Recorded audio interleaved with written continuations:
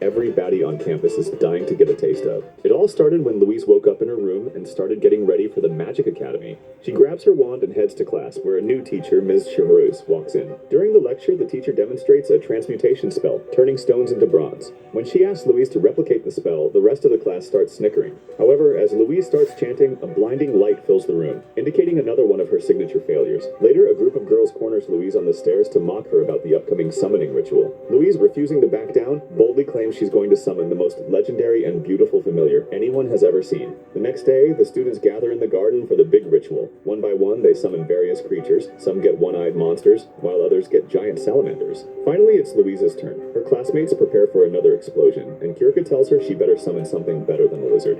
Louise prays for her slave to appear from anywhere in the universe and waves her wand, triggering a massive blast that covers the area in thick smoke. When the dust settles, everyone realizes that Louise has somehow summoned a regular human boy who looks like a Reddit moderator. She's absolutely fuming, wondering why her familiar looks like a random kid from the streets of India. Saito, completely disoriented, wakes up and asks where the hell he is, only for Kirika to laugh and tell Louise she finally got exactly what she deserved. Furious, Louise tries to ask for a redo, but the teacher shuts her down, insisting that the ritual is sacred and she has to stick with what she got. To finalize the contract, Louise leans in and kisses Saito, which causes a searing pain in his hand, as magical runes burn into his skin. The agony is too much and Saito passes out. Saito wakes up later that night in Louise's room, still feeling a burning sensation. He starts yelling about being kidnapped and demands answers, but Louise treats him like a submissive boyfriend of a liberal girlfriend. She then tosses her clothes at him and demands he wash them for the morning. When Saito refuses to be her maid, she tries to hit him with a silent spell to shut him up. Predictably, she messes up the chant, and another explosion sends Saito flying. Now completely fed up, Saito realizes they are somehow communicating despite the language barrier. Louise explains that this is a magical world where people use magic,